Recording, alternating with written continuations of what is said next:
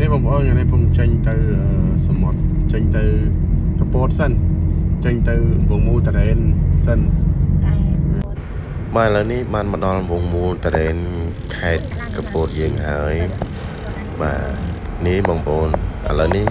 បន្តដំណើរមកដល់ផ្សារបន្ទាប់ពីចេញពីផ្សារមកឥឡូវនេះបាទបានមកដល់កន្លែងសេះសមុទ្របាញ់ទឹកហើយបាទ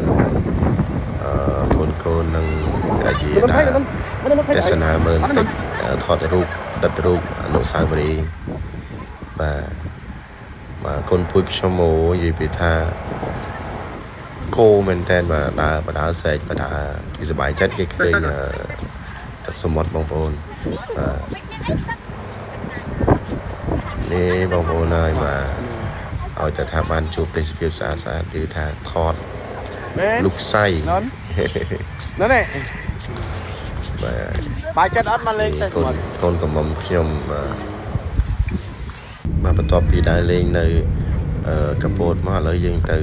ឆ្នេរកែបម្ដងបាទនេះសេះសមុទ្របងប្អូនឥឡូវនេះមកដល់ផ្សារក្តាមហើយបាទដើរទិញគ្រឿងសមុទ្រទីចិនយកទៅញ៉ាំបាទនៅសមុទ្របងប្អូនគឺអូយមកគឺថាផ្សារក្តាមគេធំមែនតើមកលក់សិតតែគ្រឿងសមុទ្រស្រស់បាទឥឡូវនេះគង់តែស្រែស្រង់មើលពីវិញមកដើម្បីយកទៅញ៉ាំនៅមាត់សមុទ្របាទក្តាមថ្មីស្រស់បងប្អូនបាទយើងទៅដល់ផ្ទាល់អញ្ចឹងបាទមើលអ្នកលក់អូយលក់ច្រើនមែនតើសិតតែគ្រឿងសមុទ្រដាក់ក្តាមទៅពគាទៅមកតិចទៅឥឡូវនេះបន្តដំណើរមកដល់ឆ្នេរហើយឆ្នេរកែបយើងនេះហើយមកខ្ជិលអង្គុយ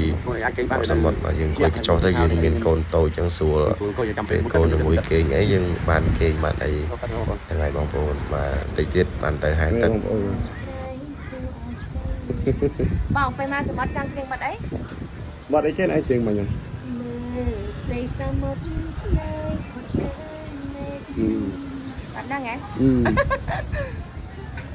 nó mà con phu cho vô hận lần em này con sợ vậy con mong mày nên mới tắt smart á là cái áo mới tắt smart mấy áp tè lên đây lên bắt đầu mày smart đây một con nó con phu đừng đi con mà hai tắt smart ngày này lên đây lên này một con nhập bài nhóm một con nhập bài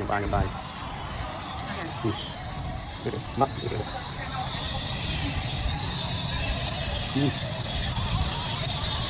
đây một con tay một ra một con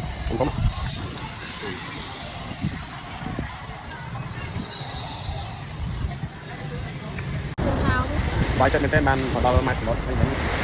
chui đẹp lại hay xong con chào tụi tôi con chào đang của bậc ngăn mai xong mình chơi sắp phá làm cho sắp phá